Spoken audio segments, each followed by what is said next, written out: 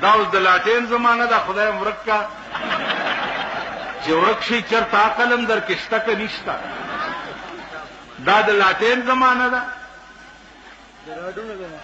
دا خو د راډ زمانه ده، دا خو د بلپونو زمانه ده، دا خو د فلش زمانه ده. ته به همغسې پټي کې په ډیران غول کې دله خو دې د ولاړې ځان له غلخاني د ناستې ځان لئ د پروتې ځان لئ د دې کور کې راشه چې درته وښیم بېادبي دې معافي اوس خولې له راله. د دوی په کور کې په ټټۍ کې دوه قسمه د اوبو پریشرې لګېدلي دي، دوه قسمه. یو قسم دا دی چې هغه او دسمات یې وکړي نو په هغې کې به اوبه را چالو شي، نو دا ځای به درته په خپله ووینځي، ته به لاس نه وروړې. دویم قسم دا دی چې هغه بیا بند کړي نو هوا به چالو شي، بیا به یې درته وچکي.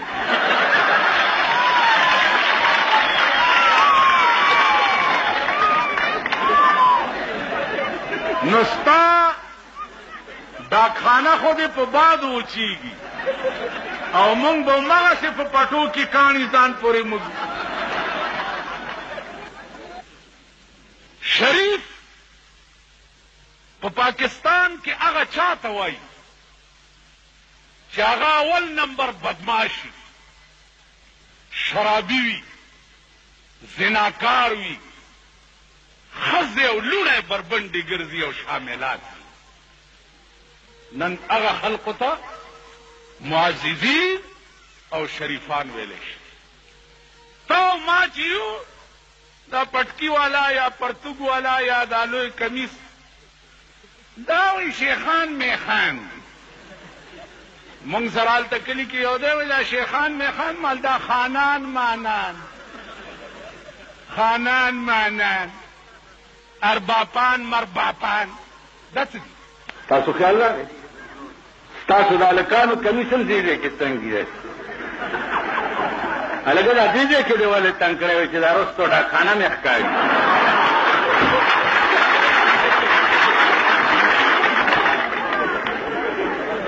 په داسې شرمېدلي بل کې اوسېږو او داسې شرمېدلی قوم دی. نو ما ته وګورئ، زه په دې ملک کې داسې نظام غواړم، داسې نظام چې آډر وکم چې کم نئی د چا ګیره کله که سر به ترې غوڅوم، کم نئی کم هلک د ښځو غوندې ویښته جوړ کړ، نئی مرداروم او دا هلک به د ځان تماشه وکړي. ښځه که چا بار بربنډه په سړک ولیده، چا وینې څه یو ویې تختوه چې یوه ښځه په چا وتښتو کرانه ښځه بار راووته دا مخ مې تور کړي راوګرځي په ایمان وایي. اوس خو ښځې میړی له اوده پروتي چې دې لپسټک کړی او صاحبه څه چل دی بټوه یم لا په لاس. تاسو ښځو له بټوې هم اغوستي دي.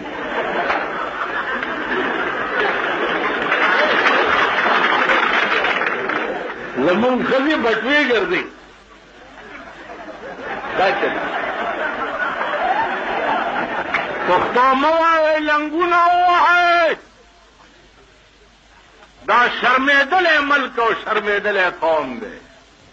من خو داسې په قهر اخته یو که نه چې هدیرې له لاړ شوم چې سپېره مړی چېرته شیخ میخ مړي نو آمن رسول بي